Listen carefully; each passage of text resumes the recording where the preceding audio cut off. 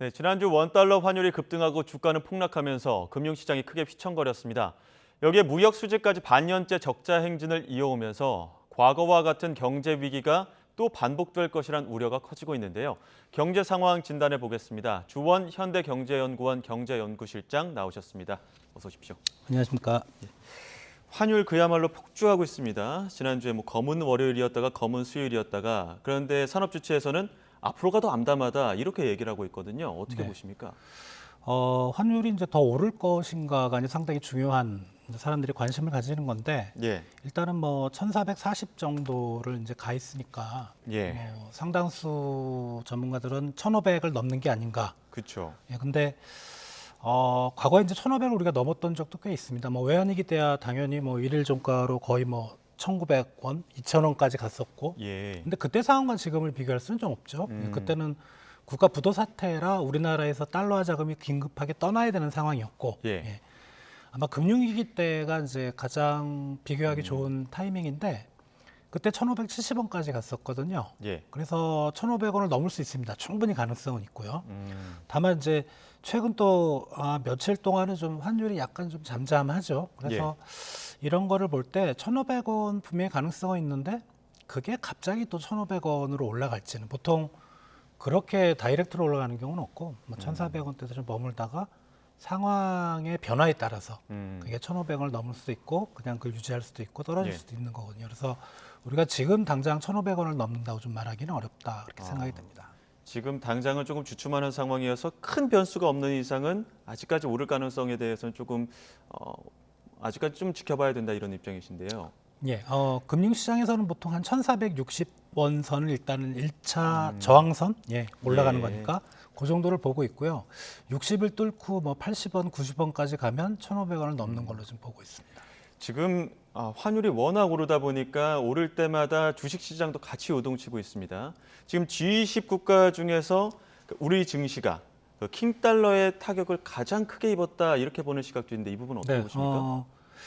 대충 최근까지 통계를 보면 그냥 원화 기준으로 우리 증시는 한 22% 정도 떨어진 걸로 연초 대비. 근데 예. 그러면 다른 나라하고 거의 비슷한데 이게 이제 바깥에서 해외 자본이 우리나라에 들어와서 주식 투자를 했을 때는 환차손까지 보는 거거든요. 예. 그러면 한 34% 정도 됩니다. 그래서 G20 중에서는 제일 높은데 그게 이제 달러 강세 때문에 벌어진 거고 주식 시장의 자체의 원인보다는 이제 환율의 문제인 것 같고요. 그럼에도 불구하고 그냥 원화 기준으로도 우리 증시가 그렇게 만만치 않게 좀 떨어진 거는 우리나라 증시를 앞에서 선도하는 거는 이제 반도체 기업이거든요. 예.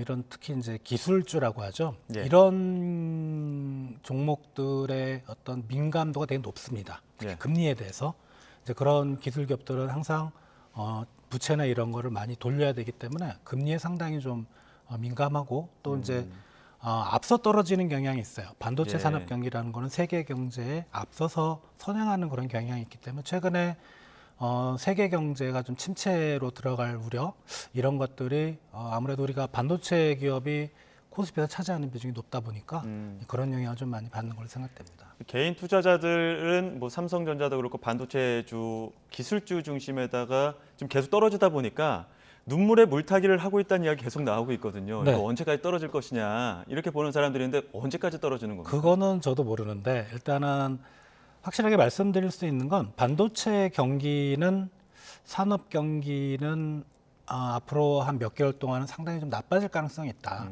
실제로 글로벌 IT 기업들 그러니까 반도체를 사서 예. 그걸 갖고 IT 기기를 만든다든가 IT 서비스하는 기업들을 보면 투자 계획을 다 유보하고 있어요. 예. 그 말은 이제 세계 시장에서 반도체 수요가 감소한다는 거죠. 그런 걸 생각을 해보면 당분간은 좀 그 반도체 기업은 어려운 그런 국면에 진입하지 않을까 생각이 됩니다. 예, 좀 어쩔 수 없는 좀 부정적인 의견이 나올 수밖에 없는 상황이긴 한데 정부가 지금 국채도 패닉 상태, 국채 시장이 패닉 상태 놓이다 보니까 정부 5조 원 긴급 수요를 하기도 했습니다. 혹시 이게 좀 시장 안정화에 도움이 될까요? 5조 원이면은 상당히 규모가 좀 커 보이는 거거든요. 정확히는 이제 정부 쪽에서 2조 원, 예. 한국은행이 3조 원. 그쵸. 그래서 이제 국채 금리가 너무 높다 보니까 이제 정부가 들어가서 국채를 사면 금리가 떨어지겠죠. 조금. 예. 그래서 최근에 이제 국채 금리가 올랐던 거는 이제 뭐 아시다시피 연준의 기준금리가 정책금리가 올라가고 뭐 이런 상황을 미리 반영하는 건데 그런 것들이 시장 안정에는 분명히 도움은 된다고 생각하고요. 예. 그리고 우리나라만 이런 게 아니고 뭐 영국도 그렇고 다른 나라들도 하고 있거든요. 그래서 예. 이런 거는 괜찮은 그런 정책이다 생각이 됩니다. 다른 나라도 마찬가지로 화폐 가치가 떨어지고 있습니다. 달러만 오르고 있는 상황이긴 한데 그런데 한 경제 전문지에서는 아시아에 다시 한번 외환 위기가 도래할 수 있다. 그런데 그 중에서 한국이 가장 취약하다 이렇게 또 분석을 하고 있거든요. 이제 블룸버그 통신 얘기인데요. 예. 정확히는 한국을 먼저 언급한 게 아니고 예. 엔화하고 유안화를 언급을 했어요. 그러니까 예. 중국은 지금 금리를 떨어뜨리고 있고 그래서 뭐 위안화가 뭐 거의 사상 최고치 뭐 7 위안 위로 올라갔고 엔화는 아시다시피 이제 디플레이션 극복하기 위해서 계속 제로 금리를 유지하고 있고 근데 예. 두 나라가 아시아 통화 거래에서 차지하는 비중이 상당히 높거든요. 그렇죠. 이런 식이라면은 이제 두 나라에 대한 외국 자본의 투자가 위축이 될 거고 결국은 이제 그게 뭐 한국이나 태국이나 뭐 이런 필리핀이나 이런 동남아, 동아시아 국가들에게 영향을 미친다는 이런 상황인데 예. 여기서 이제 주목할 건 한국 원화를 필리핀 페소화나 태국 바트화하고 거의 동급으로 취급했어요. 그거는 아니지 않나요? 예. 그래서 가능한 시나리오긴 합니다. 왜냐하면 중국하고 일본 경제가 워낙 최근에 안 좋기 때문에. 그렇죠. 다만 이제 이게 정말 이제 어떤 제2의 외환 위기로 빠질지는 저는 가능성은 그렇게 높진 않다고 생각합니다. 최근에 환율도 그렇고 뭐 코스피도 그렇고 각종 지표들이 빨간불, 그러니까 경고음이 울릴 때마다 과거 외환 위기, 금융 위기 이런 위기였던 상황들과 비교하는 경우들이 굉장히 많습니다. 네. 그런데 뭐 정부에서는 낙관론을 펼치기도 하고 있고요. 최근에 어떤 경제 상황을 과거의 위기 상황과 비교해 봤을 때 어떻게 판단하십니까? 지금도 위험하다 보십니까? 지금 뭐 고환율과 고금리와 고물가는 뭐 만만한 그런 충격이 아니죠. 분명히 위기 상황은 맞는데 그 위기를 비교하는 시점이 외환위기하고 금융위기하고 비교하는 게 맞는가? 저는 개인적으로 좀 회의적이고요. 예. 왜냐하면 외환 보유액만 보더라도 지금 한 4,300억 달러? 예. 요 정도면 97년 외환위기 때 그때 200억 달러니까 20배가 넘고요. 예. 그리고 금융위기 때 2008년에 2천억 달러니까 2배가 넘어요. 괜찮은 상황이고 뭐 예. 일부에서는 단기 외채 비중이 높아지는 게 아닌가라고 예. 말씀하시는데 지금 보면 지금 단기 외채 비중이 한 40%? 예, 그 정도밖에 안 되거든요. 그래서 뭐 외환위기 때는 660%였어요. 예. 그리고 글로벌 금융위기 때는 72%. 상황 상당히 좋죠. 그래서 네. 우리가 어떤 외환위기 때와 같은 경제 위기 이런 거까지 우리가 그렇게 소급을 해서 비교할 건 아니다 이렇게 생각이 됩니다. 추경호 부총리도 그런 같은 기조의 이야기를 했습니다.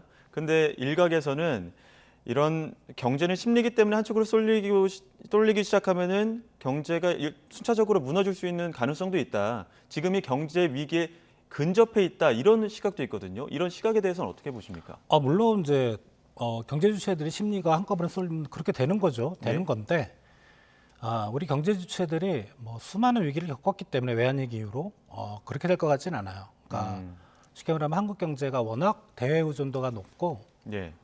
솔직히 말씀드리면 산전수전 다 겪은 경제라 예. 그렇게 되지는 않습니다. 제가 보기에는. 그럼에도 불구하고 이제 불안해할 수밖에 없는 이유들이 각종 지표들이 불안하기 때문입니다. 그런데 지금 앞서 리포트를 같이 보셨지만 무역 수지가 6개월 연속 적자를 기록했단 말이죠. 이 부분도 IMF 외환위기 이후에 처음이기 때문에 계속 어떤 불안한 시그널들이 많거든요. 이 부분은 어떻게 보십니까? 맞습니다. 그러니까 무역 수지가 적자라는 거는 우리 대외 신도에 마이너스 영향을 미치죠. 예. 다만 이제 일단 환율 시장만 놓고 봤을 때는 무역 수지만 우리가 고려해야 되는 게 아니고 무역 수지에 예를 들어 서비스 수지 이런 것들이 들어서 경상 수지 전체로 고려를 해봐야 되는데 예. 그럴 경우는 적자는 아니거든요. 그래서 뭐 수급 여건만 보면 환율이 올라갈 이유는 없습니다. 외화가 안 빠져나가는 거거든요. 다만 예. 이제 무역 수지가 적자라는 그 원인이 이제 그 수입 원자재 가격이 올라서 그러니까 수입이 많아져서인 것도 있는데 기준금리가 올라가면서 네. 수입 물가가 상승하고 예. 그런 원인이란 말씀이신 거죠. 아니요. 그냥 수입 환율이 원자재 가격 자체가 올라가서 우리가 예. 수입액이 커지는 그런 부분도 있는데 예. 최근에 이제 몇 달 동안의 수출을 보면 증가율이 플러스는 나오는데 계속 낮아집니다. 그래서 수출 양은 늘고 있는 겁니까? 양도 줄었어요. 9월 양도 달에. 줄고. 예, 그러면은 수출이 어느 정도 증가율이 높으면 이쪽에 원자재 가격이 올라서 수입이 늘어나는 부분을 이게 뭐라 그럴까 보충해 줄 수 보완해 있는데 주는데 예. 이게 수출 증가율이 한 뭐 4, 5개월 전에는 10% 이상이었다가 지금은 2%까지 떨어져 있거든요. 예. 그러니까 수출이 안 돼서인 부분도 있어요. 사실 이 부분은 제일 걱정이 되는 게 제가 아까 외환위기와 지금을 비교하면 안 된다고 하지만 수출은 비교를 해야 될 것 같아요. 외환위기 직전에 우리가 수출이 갑자기 안 됐습니다. 잘 예. 되다가 그 영향이 이제 그게 거의 뭐 95년, 96년 수출이 안 되다가 이제 97년에 들어서 본격적으로 외환위기를 맞았는데 그런 부분에 좀 저는 걱정이 되는 거예요. 그러니까 수출이 만약에 안 되면 예.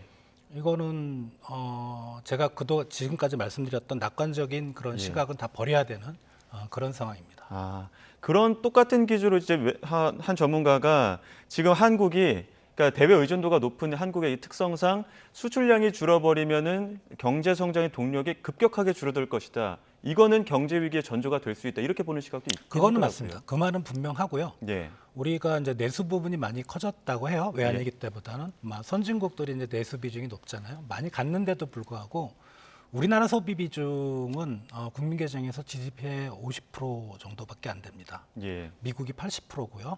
뭐 선진국들도 보통 60에서 70이니까 그 말을 바꿔 말하면 우리나라는 여전히 내수 비중이 많이 높아졌긴 했지만 예. 대외 특히 이제 수출을 좀 더 높은 수출에서 성장 동력을 찾는 그런 경제 구조다. 그래서 수출에 문제가 생기면 분명히 나중에 경제 전체의 어떤 위기가 올 가능성이 높아지는 건 분명하다 네. 생각이 듭니다. 지금의 경제상이 워낙 복합적으로 이루어지는 것이다 보니까 그런 부분 하나하나 미세하게 좀 대책들이 마련돼야 될 것 같긴 한데요.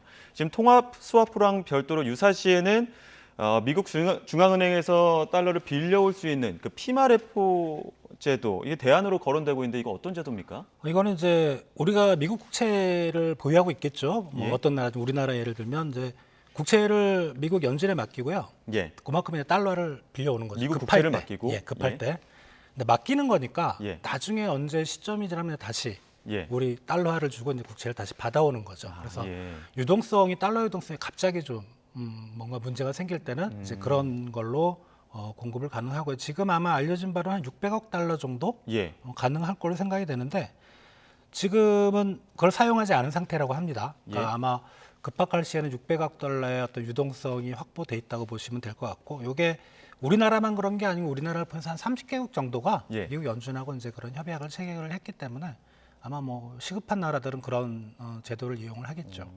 다른 나라랑 비교했을 때는 우리나라가 보유하고 있는 미국 국채도 상당량 되는 겁니까? 보통 이제 국채가 많죠. 예, 달러화도 있지만 예. 왜냐하면 안전자산이거든요. 예. 또 최근에는 금리도 높아지고. 그통 외환 보유고 갖고 있는 부분에서 어느 예. 정도 할당량이 좀 국채로 가지고 있는 거 아닙니까? 그렇습니다. 그 정도. 근데 그 비율은 정확히 하느니 안 밝히고 있어요, 사실은. 그럼에도 어찌됐든 다른 나라에 비해서 외환 보유고가 상당히 있는 상황이니까 국채만 따져봤을 때도 다른 나라랑 비교해서 그렇게 떨어지는 부분은 아니다 예, 이렇게 맞습니다. 판단하시는 거죠.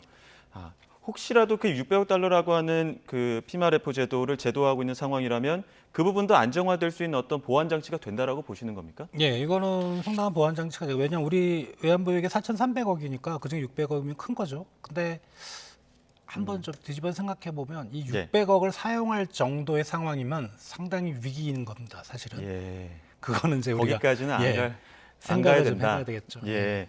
미 연준 지금 지난 22일까지 계속 자이언트 스텝 밟고 있습니다. 파월은 물가 잡기 전까지 금리 절대 낮추지 않을 것이다. 이렇게 매파 작전을 보내고 있는데 언제까지 킹달러 계속될까요? 대단한 사람이에요. 예. 그 이제 옛날에 볼커라는 예. 7, 80년대 미국 그 연준 총재를 따라가는 것 같은데 그 볼커가 이제 주머니 항상 총을 가지고 다녔다 그래요. 하도 금리가 높아지면 이제 예.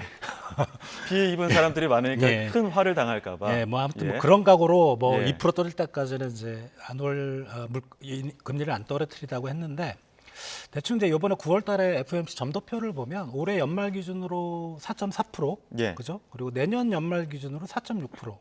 사실은 거의 비슷하거든요. 예.